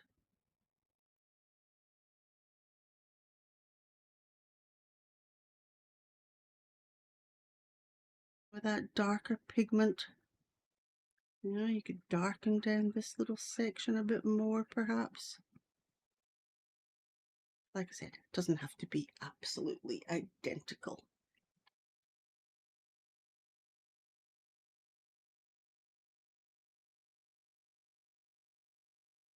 Come in and I'll do that ivory little section there as well.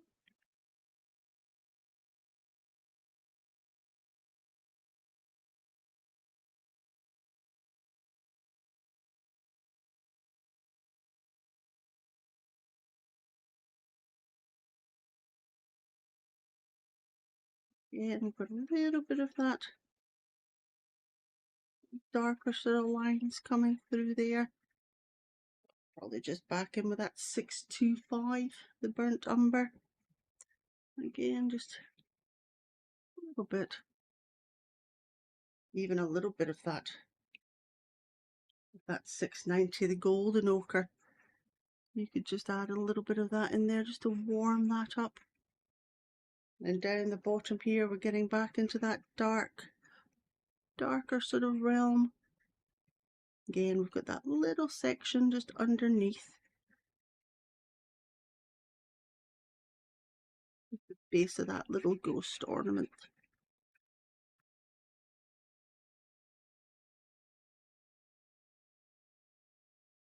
I'm going to finish off under here as well while I've got this pencil in my hand.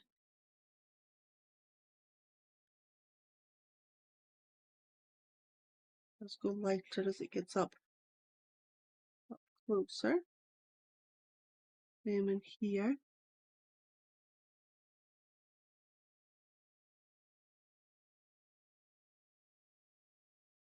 Might add a little bit, tiny little bit of the ivory just in that little section.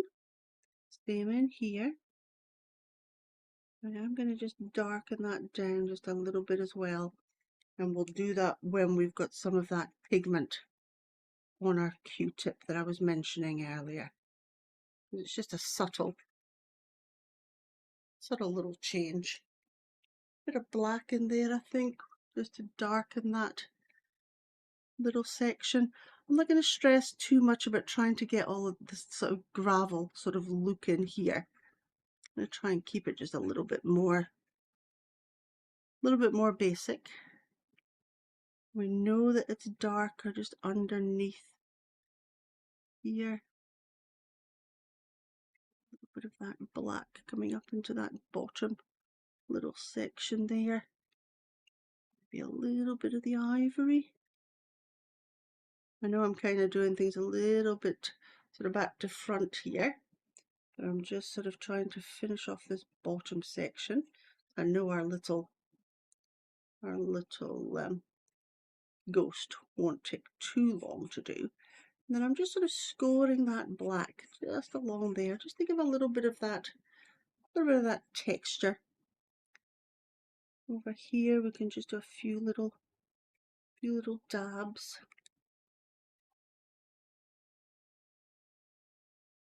Just give this a little blend. See, that was me blowing it again. I'll never learn. And just softening. Careful with that. Careful with that little ghost. Flip over that Q-tip now that we're in this slightly darker section.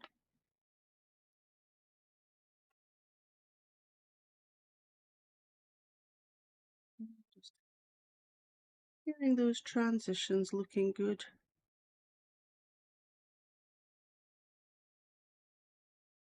Again, we're a bit brighter on this side than we are on this little section here. The only thing I might do there is just bring a little bit of that just out more from the ghost. There was just a little Again, that's just me being just a little bit more sort of picky. Now this little section here, remember I was saying if you've got anything on your Q-tip, so if we just come in with some of that darker pigment and we just sort of dab on these little areas, you can see that it just darkens that up nicely without us having to stress too much, about adding in loads of little dabs with our pencils, or if you feel it needs to be just a tiny little bit brighter, if you feel you've darkened it a little bit too much, then yeah, just come in and add a little bit more light pigment there. Again, just dark underneath there. A few more little dabs maybe with that black, just little dashes, little taps on the paper. Again, just to give a little bit of a look of that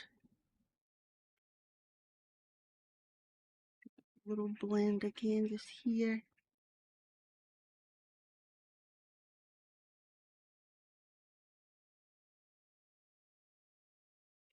Got a little bit of that pigment on your Q-tip. Don't be scared to use it.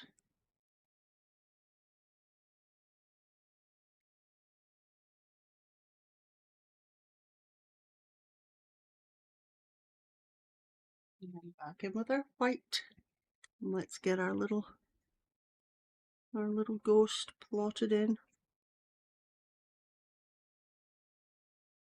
Again, we want to be careful that we're not bringing down that orange.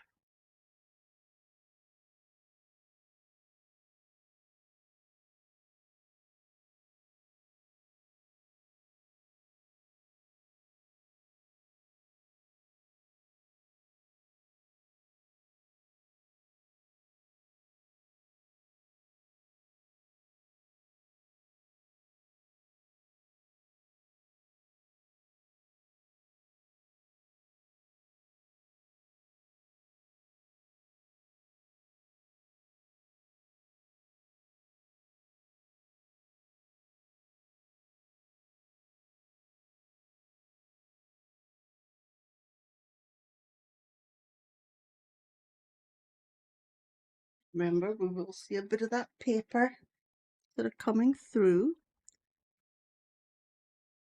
This is only our... I'm going to do the same thing with the eyes, because I think my eyes turned out a lot better when I tried to just sort of freehand them, because I have kind of stuffed up that top one. But he can be the weird little ghost.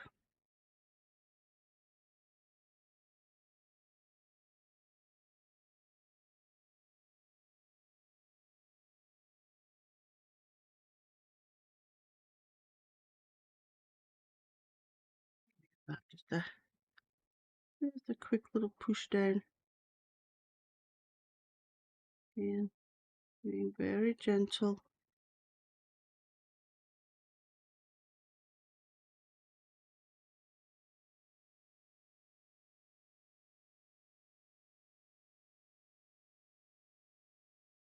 Don't worry so much when you're in the middle of the little body.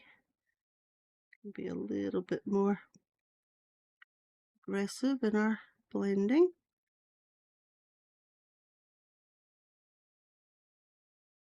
A little bit more white, and an extra little layer, so we're not seeing so much of that grey shining through.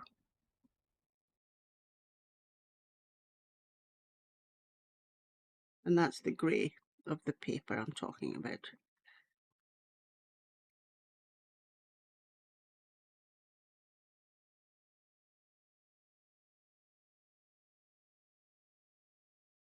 Another tip for not blowing on your paper to get rid of your dust is when you blow, it blows up. So I've got little yellow dots all over my black, which I'll have to make sure that I get rid of with that air puffer tool. All right, again, we'll use that 724. Just get a bit of shading in. I'll put his little eyes in first. Just give that a nice sharp point.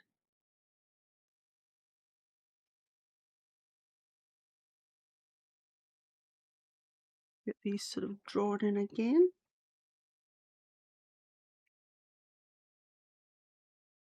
You need a nice steady hand for this.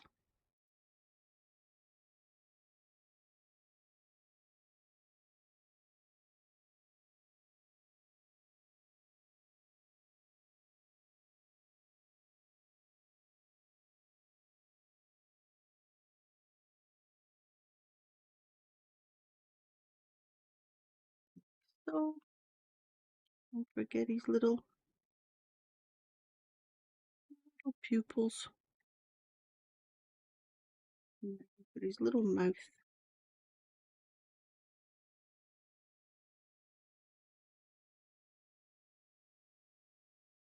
I'm just gonna. I think I've done this little guy's one way too high up his face, but I'm not going to worry about that.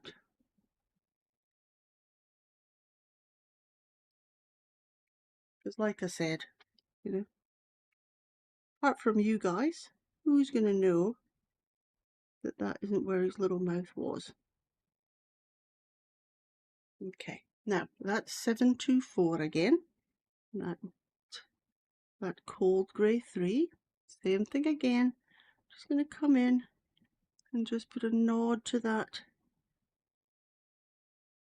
where that shaded areas are in his hand. A little bit there.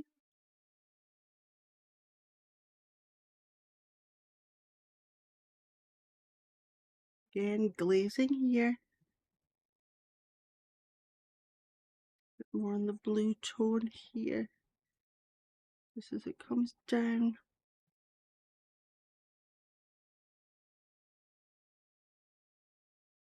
You don't need to block in the whole area. Just add a little bit here and there where you can see that shadow.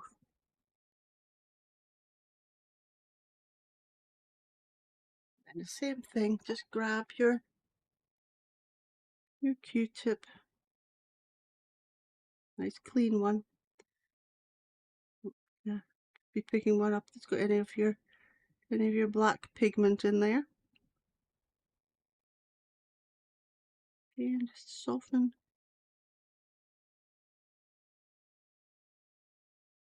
Blending it in the direction.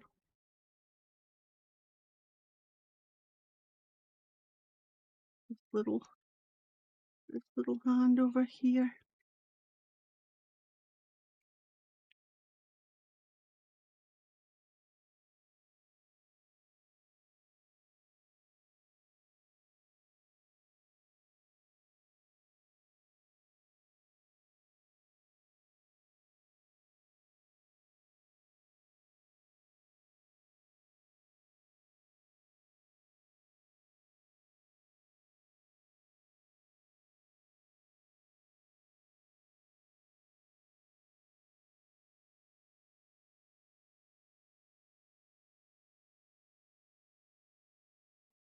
Little go there with the puffer tool. And then just back in with the white. Again, we can just bring in some of those little areas. You can see it's a lot brighter.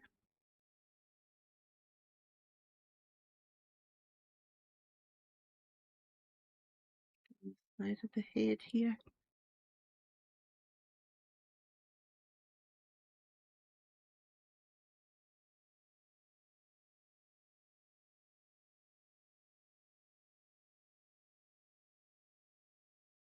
Now, what I do suggest that you get, if you haven't got it yet, is either a charcoal white pencil or the Generals. I've got the Generals charcoal white, but I've also got this one here, which is the Generals pastel chalk. Now they are probably the brightest whites that I've come across. So what I like to do at the end of every drawing is come in with that and really punch those bright white areas. So I'm just going to move my glassine just for a second. Now if you don't have this, just go back over with your white and, like I said, just pick those areas that you can actually see in your reference that are lovely and bright. Any little highlight. Now up the side here, a little ghost. A little bit in the eyes. If we can sort of get in there just to brighten that up a little bit. Down the side here. And this is the stage in your drawing that you really want to be going back over and looking at any sort of tonal values. So get your brightest, look at the brightest areas in your drawing, which in our cases are little ghosts. But just look at the different areas on the body of the little ghosts and see if there's anything that you can just, make that little bit whiter.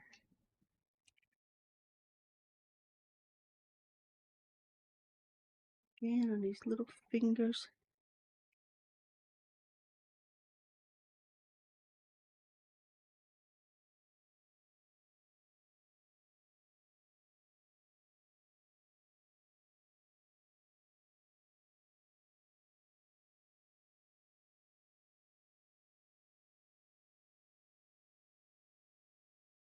On this little guy.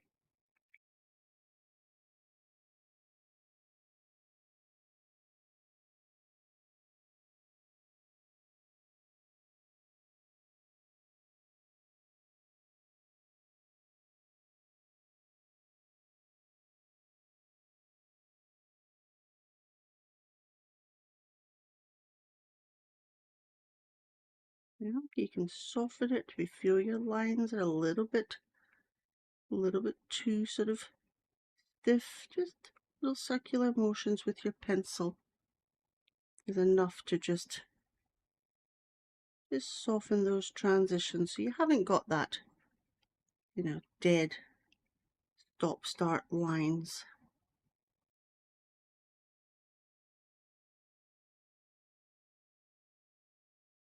Okay, now I know we're basically at time now, but one last thing is in regards to the blacks. Now this is called the Cretacolor black. It's 46012. Now this is a really dark black and it's very crumbly, so you've got to be really careful with it. But for example, I'm just having a look here. I've just sort of smudged this. I'm going to put in a little bit of that white. Well, let's just say, for example, you had your pupil, pupil in the eyes you wanted to really darken. You can come in with that Cretacolor. Can you see the difference there?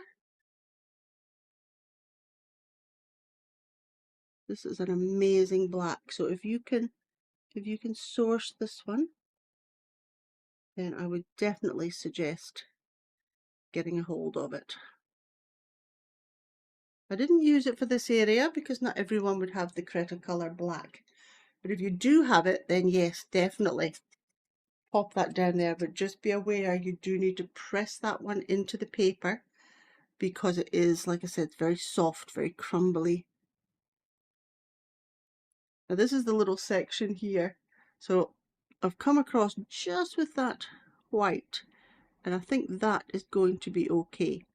Had it not been, I would have dabbed that with my kneadable eraser to try and lift off as much of that black as I could, and then I would have come over with my white.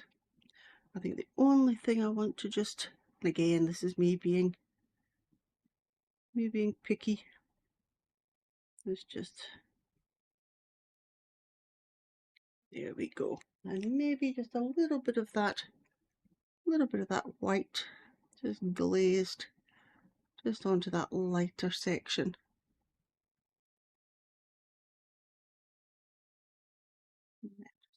There as well, perhaps. And then we can always soften that again, just with our Q-tip.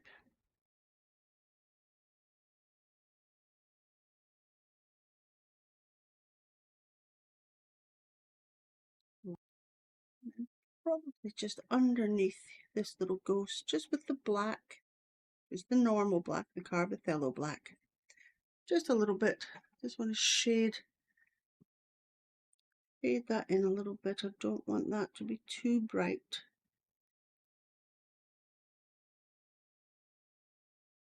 And then we always take a wee step back. Again, look, you know, my little pumpkin could probably do with a little glaze of that vermilion.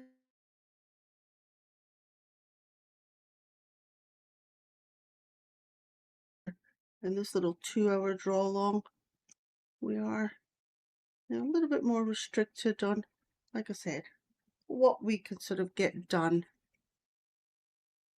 But you know, you have all the time in the world to work on this. So just take your time, enjoy the process. You know, just work on your little ghosts if you need to. You know, you could always add another little bit of shading, but you know, more than anything, just have a bit of fun. I don't think I've blended this little section underneath this little guy here. Again, you can always, it's always good. Even grab yourself, you know, later on, grab yourself a cup of tea and you can come back to it. And then you'll spot the things that you know, that you want to actually adjust and tweak. You know, you could keep, you know, I could keep going for ages, but like I said, I think you've probably all had enough of me by now. All right, so I'm just going to give this a little signature.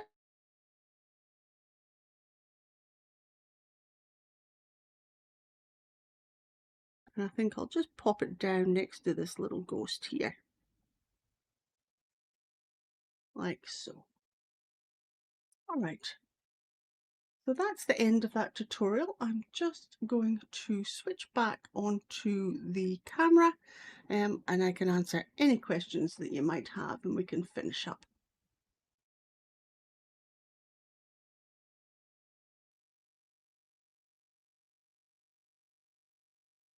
All right. Okay, so I hope you enjoyed that one. I just wanted to share something a little bit different to what I normally do with my animal tutorials. Anne, you're very welcome. I'm glad that you enjoyed it. Yes, I will have the replay up very soon, so just keep an eye on that. The same link will apply. So it's just the processing time. Once that's done, it should be all good. Now, before I let everyone go, we did survive. There was a lot of thunder and lightning here, so I was a bit worried that we'd lose the feed, but we didn't, which was good.